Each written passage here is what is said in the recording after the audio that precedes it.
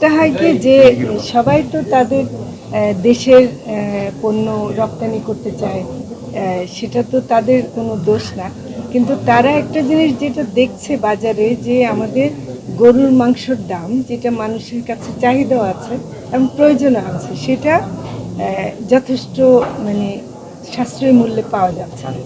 এবং সেটা পাওয়া না যাওয়ার কারণে অনেক দেশ আছে যারা ইন্ডাস্ট্রিয়াল ফার্মিং করে, তারা সাবসিডি দেয়, এবং তারা সাবসিডি দেয় বলে তাদের রপ্তানি করাটা রপ্তানির উদ্দেশ্যে তারা পালন করে, এবং সেটা করে বলে তারা রপ্তানিটা করতে চায়। এবং বাংলাদেশকে তখন তারা একটা জায়গা হিসেবে বেছে নিয়েছে যেখানে এটা যেহেতু দাম বেশি, ফলে এখানে এটা দিতে পারে।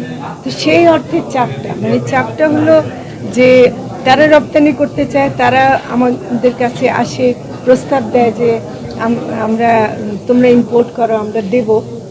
এমনকি বাংলাদেশের অনেক আমদানিকারকরাও খুব আগ্রহী আনার জন্য। তো সেজন্য আমি বলছি যে যারা উৎপাদনের সাথে যুক্ত, লালন পালনের সাথে যুক্ত, তাদেরকে প্রাধান্য দেব। আমরা খালি ব্যবসার বিষয় হিসেবে রাখতে চাই।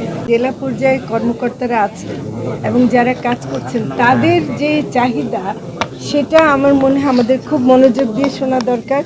এবং তাদের এই চাহিদা মাফিক যদি আমরা সরবরাহ করতে পারি, তাদেরকে যদি যে প্রয়োজনীয় মানে যে প্রয়োজনগুলো মেটাতে পারি, তাহলে বাংলাদেশে কিন্তু এই প্রাণীজ আমিষের ঘাটতি হওয়ার কোনো কারণ নেই। আমি মনে করি যে অনেক বেশি। আর তাছাড়া এটার সাথে আরেকটা যেটা হলো, আমরা এসডিজি 1, 2, 3, 4 করে 17টার কথা বলি, কিন্তু এসডিজি 1-এর সাথে যেটা যুক্ত, বা এসডিজি 5-এর সাথে নারীর ক্ষমতায়নের যুক্ত, এসডিজি 2-এর সাথে ফুড সিকিউরিটির যুক্ত, সেগুলো কিন্তু সবই আমরা করতে পারবো যদি এই প্রাণীজ সম্পদকে আমরা বাড়াতে পারি। দুর্নীতির বিষয় খতিয়ে দেখা বা সংস্কার করা, এটা কিন্তু অন্তর্বর্তীকালীন সরকারের একটা কাজ।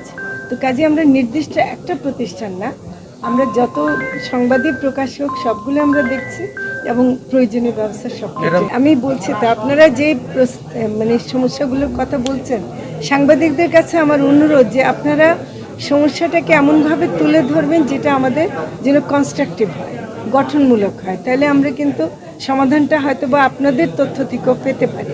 তো ফলে আমি ব্যাপারটা এখনও গভীরভাবে জানি না, তবে সব ক্ষেত্রেই আমরা খোঁজখবর নিচ্ছি এবং সেই অনুযায়ী ব্যবস্থা।